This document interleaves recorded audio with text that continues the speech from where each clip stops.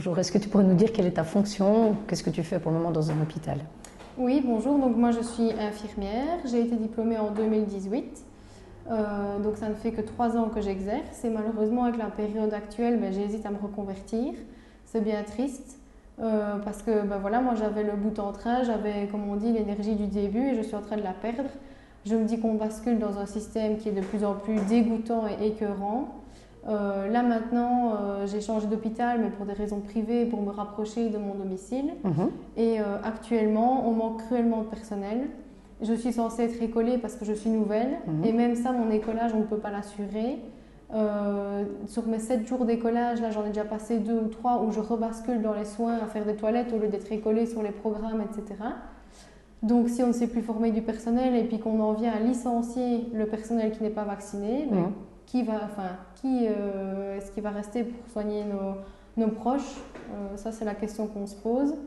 Parce que quand on voit que déjà le matin, on n'est déjà que 2 ou 3 infirmiers pour 28 lits, si on licencie encore un infirmier ou 2 qui ne sont pas vaccinés, voilà, comment est-ce que ça va aller le matin? Est-ce qu'un seul infirmier va devoir distribuer les médicaments des patients de tout un étage et le risque d'erreur? Voilà, on est des humains, on est tout le temps surchargé, on est tout le temps sous pression. Ça sonne de tous les côtés, on court dans tous les sens, les patients deviennent agressifs parce qu'on n'a plus le temps qu'on voudrait prendre avec eux. Voilà, c'est exagéré. Il y a même des chefs de service que moi j'ai eu des échos, moi j'ai pas eu le cas, mais qui chronomètrent le temps que les infirmières mettent pour aller répondre aux sonnettes. Ça devient aberrant, quoi, la pression qu'on a pour le moment. Et la pression en tant que non vaccinée, ça devient insupportable. Moi ici j'étais censée donc de nouveau être en écolage. Quand j'ai lâché, parce que c'est vraiment lâché et que je n'étais pas vaccinée, la personne à côté de moi a fait un bond d'1,5 mètre, comme si j'avais la rage ou la peste ou je ne sais quoi, mais je suis désolée, on nous a demandé de travailler en étant positif. Ah, on t'a demandé aussi de travailler. Et puis, moi j'ai pas été malade, mais j'ai des collègues qui ont été confrontés à ça. On leur a demandé de venir travailler en étant positif. Ils avaient 38, 39 de fièvre. On était dans les services à travailler. On n'était pas en quarantaine, on n'avait pas de test parce qu'on manquait de personnel. Mais dans un service Covid alors?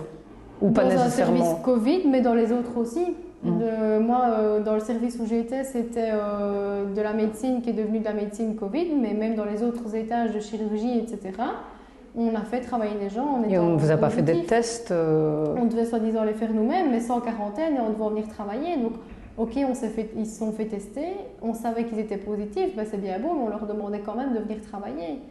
Donc franchement... Et donc là, on ne comprend plus pourquoi, je veux dire, subitement, vous devenez des dangers pour le voilà, restant. Voilà, exactement, parce qu'on nous a applaudis, on était les héros d'hier, et puis on est les criminels, les héros d'hier sont devenus les criminels d'aujourd'hui, quoi. Franchement, c'est hallucinant. À la boucherie, on est dans la file, on dit qu'on est infirmière, les gens ils se reculent. C'est impressionnant, alors qu'avant on était acclamés, on était adulés. Et là maintenant, on est vraiment les criminels de la société, on nous regarde de travers, ça devient vraiment... on se sent comme des criminels et franchement, c'est hallucinant, quoi. Et même au niveau matériel, on s'est vraiment moqué de nous. Parce que quand on n'avait plus de masques, on pouvait les garder 8 heures. Et puis quand ils avaient des nouvelles commandes de masques qui arrivaient, subitement on pouvait les changer toutes les 4 heures. Pareil pour les blouses, les surtabliers qu'on mettait sur nous. À la première vague, ne connaissant pas le Covid, on avait des charlottes, on avait des lunettes, on avait des visières, on avait des tabliers, on avait des gants.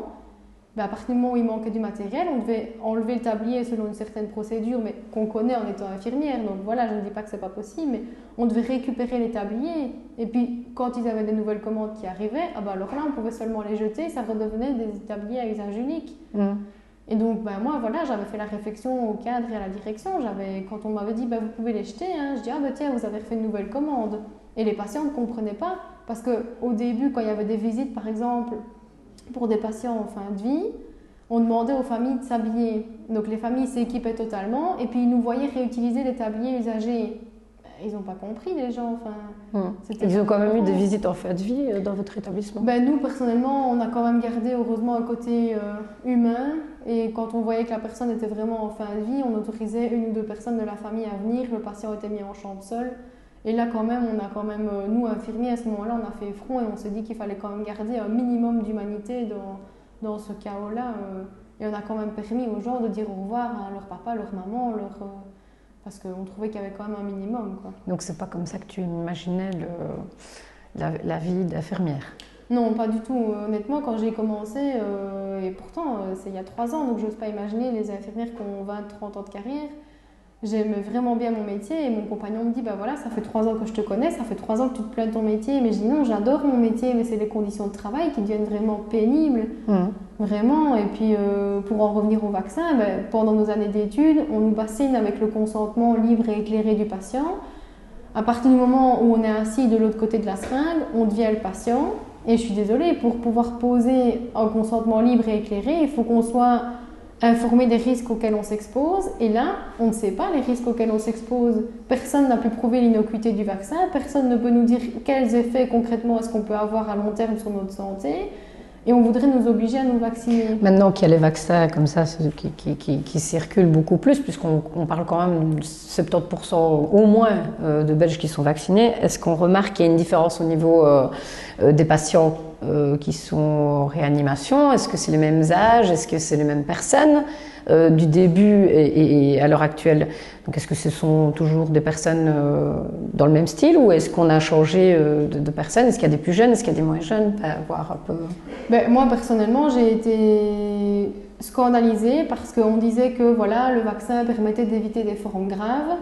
Or moi j'ai vu de mes propres yeux un jeune patient de 20 ans, sportif, sans aucun antécédent, qui s'est fait vacciner, qui a fini par mourir d'une myocardite, donc d'une infection au niveau du cœur. Et donc moi franchement, les patients, avant, oui, c'était peut-être des plus âgés avec des comorbidités, des pathologies associées.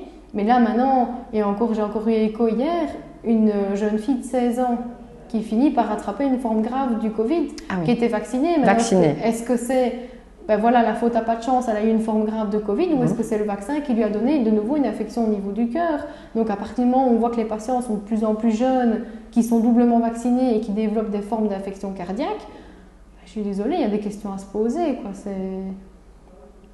C'est interpellant. Oui, c'est interpellant. Et donc nous, en tant qu'infirmiers, ben voilà, on nous prend pour des fous. Quand je dis à mes amis que le vaccin donne des effets secondaires, elles me disent mais non, il ne meurt pas d'effets secondaires, il ne meurt pas du vaccin, il meurt de thrombose. Je dis oui, mais attends, les thromboses, elles n'arrivent pas comme par enchantement. Je dis nous, on les a vus, les patients. Et c'est recensé quand c'est comme ça? Ah ben nous on essaye, mais franchement on nous fait taire, quoi. On vous fait taire. Et vous avez une pression, vous sentez qu'on vous demande de ne pas le dire? Ah ben on relève les effets secondaires, mais on sait très bien que personne ne va les relater. Et j'ai eu écho qu'il y a un groupe de médecins qui s'était constitué, qui ont essayé à 4-5 reprises de faire remonter des effets secondaires. Ça a été passé sous silence. Mais nous, on a vu des dizaines et des dizaines de patients qui ont fait des embolies pulmonaires. Des dizaines et des dizaines, oui. Et franchement, je me souviens d'un monsieur, ça m'a marqué, 52 ans, papa de 3 enfants, il est décédé de son embolie pulmonaire. Un hasard ou pas, il avait été vacciné 3 semaines plus tôt. Donc voilà, quand on voit comment ça réagit dans le sang, quand on voit les dégâts de la protéine spike, quand on voit... Je suis désolée, je ne veux pas me faire injecter un truc expérimental. Et puis quoi, si dans 10 ans on m'annonce que j'ai un cancer ou que je suis stérile, ben on ne va pas pouvoir me le réaspirer, ce vaccin. Donc voilà, me faire vacciner, et puis avec la pression qu'on nous a mis, ben on nous a menacé de nous licencier et de perdre notre agrégation. Et je me dis, mais est-ce que je vais, pour mon métier, vu les conditions actuelles dans lesquelles on travaille, est-ce que je vais prendre le risque d'aller mettre ma santé en l'air? Surtout en étant jeune. Voilà, c'est ça, et n'avoir quand même aucune reconnaissance. Voilà, moi j'ai 24 ans, j'ai pas envie d'aller bousiller ma santé pour un système comme ça, quoi. Franchement. Tout grand merci. Merci.